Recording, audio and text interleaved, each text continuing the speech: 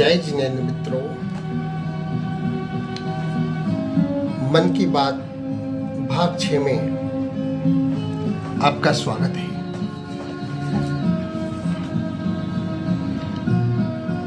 आज मन की बात में हम आपसे शौचालय के विषय में चर्चा करने वाले हैं। जी हाँ,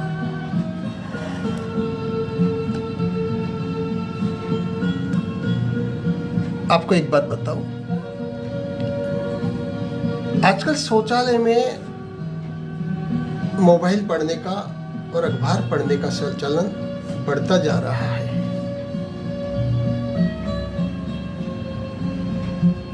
इसके बारे में भी बात करूंगा मैं आपसे, इससे क्या लाभ और क्या हानि है। मैं आपको यह भी बताऊंगा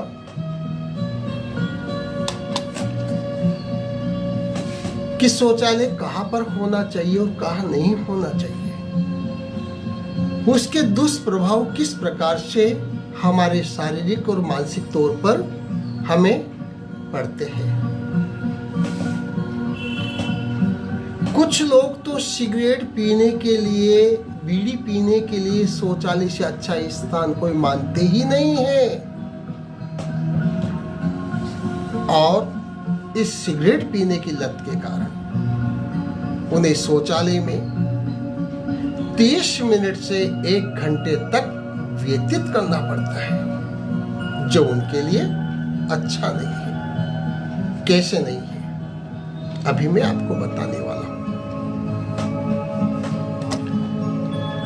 आप बताइए, ये कहां तक उचित है कि जैन दर्शन ने जहां पर शौचालय में मौन रहने के निर्देश दिए हैं, उसी शौचालय में हम सिगरेट पीते हैं। जैन दर्शन सूक्ष्म विज्ञान है। जैन दर्शन के अनुसार 7 स्थानों पर मौन रहने का निर्देश दिए हैं, जिसमें एक स्थान शौचालय भी है। शौचालय में सिगरेट पीने वाले ये नहीं समझ पाते, शौचालय में मोबाइल चलाने वाले, शौचालय में अखबार पढ़ने वाले ये नहीं समझ पाते कि इसके दुष्परिणाम हमारे शारीरिक ही नहीं बल्कि मानसिक तौर पर भी पड़ते हैं। आपने देखा होगा, हमारे बुजुर्ग शौचालय जाते थे तो वस्त्र बदल करके जाते थे। उनके वस्त्र अलग से होते थे।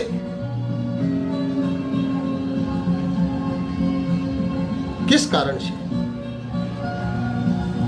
इसके पीछे बहुत बड़ा कारण छिपा हुआ है। इसे हम आज की पीढ़ी समझ नहीं पा रहे।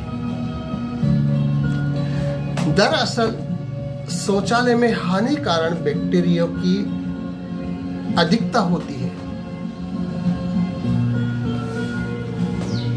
जो वस्त्रों के साथ चिपककर बिस्तर, सोफा, चेयर आदि तक पहुंच जाते हैं। क्योंकि हम जाकर सोफे पे बैठते हैं, जाकर बेड पर जाकर बैठ जाते हैं, और फिर वही हमारे हाथ स्पर्श होते हैं उन वस्त्रों से, उन बेड से, सोफा से, और हमारे हाथों के माध्यम से वही हानिकारक बैक्टीरिया हमारे खाने पीने की वस्तुओं तक पहुंच जाती है। शौचालय के बारे में हम सबको पता है कि नकारात्मक ऊर्जा शौचालय में अधिक होती है। अगर पूरे घर के अंदर, पूरे भवन के अंदर सबसे ज्यादा नकारात्मक ऊर्जा अगर कहीं होती है तो वह शौचालय में होती है। नकारात्मक ऊर्जा क्या? वही हानिकारक बैक्टीरिया। जब हम सोफे पर आकर बैठ जाते हैं, बेड पर आकर बैठ जाते हैं, फिर हम कहां बचा पाएंगे? क्यों? हानिकारक बैक्टीरिया हमें नुकसान न पहुंचे।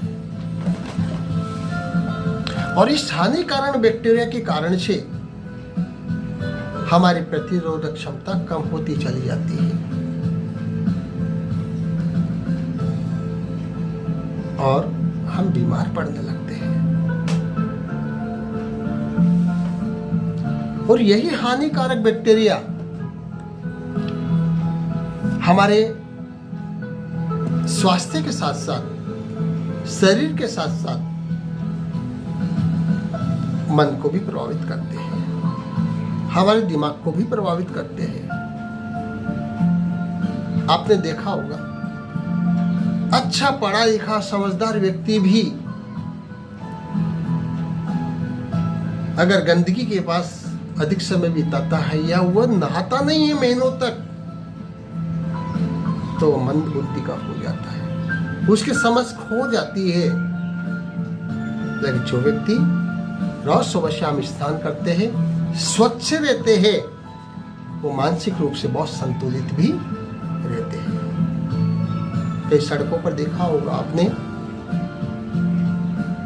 महीनों महीनों तक लोग नहीं नहाते और वो मानसिक रूप से इतने बीमार हो चुके होते हैं, क्योंकि वो गंदगी, वो हानिकारक बैक्टीरिया उनके शरीर के साथ साथ उनके मन को भी प्रभावित करते हैं।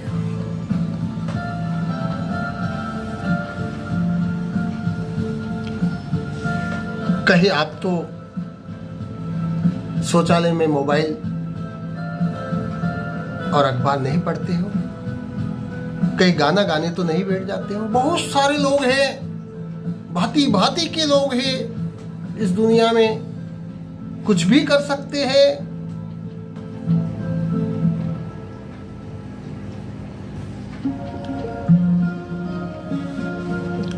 लेकिन हम शौचालय को घर से बाहर तो नहीं बना सकते वर्तमान परिस्थिति को देखकर। अब घर में ही बनाने जाने लगे हैं। घर तो घर है, लेकिन अब धीरे धीरे कमरों में ही शौचालय बनाने का प्रचलन बढ़ता चला गया। कोशिश करें हम अपने दैनिक जीवन को शौचालय अथवा शौचालय से जुड़े हुए टैंक आदि से दूरी बनाए रखने का प्रयास करें।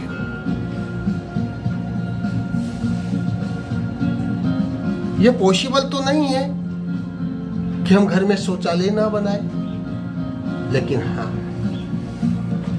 कहां पर शौचालय बनाए और कहां पर ना बनाए, इसका तो विवेक हम रख ही सकते हैं।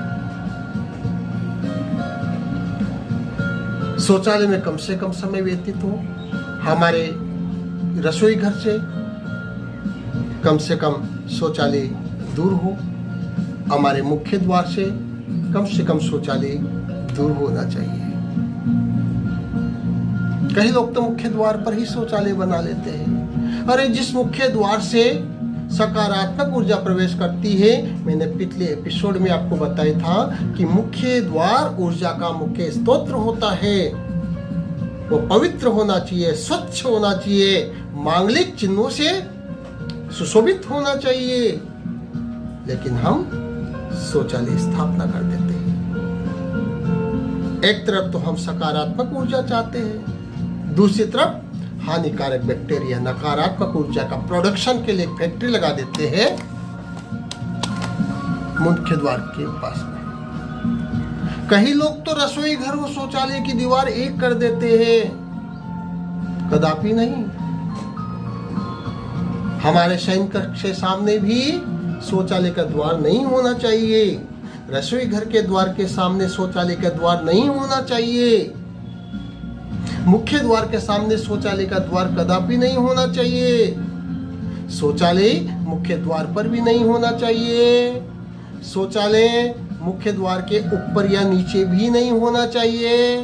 कई लोग मुख्य द्वार के ऊपर ही शौचालय बना देते हैं, गलत है। तो इन चीजों का हमें ध्यान रखना है कि शौचालय कहां पर बनाए और कहां पर नहीं बनाए।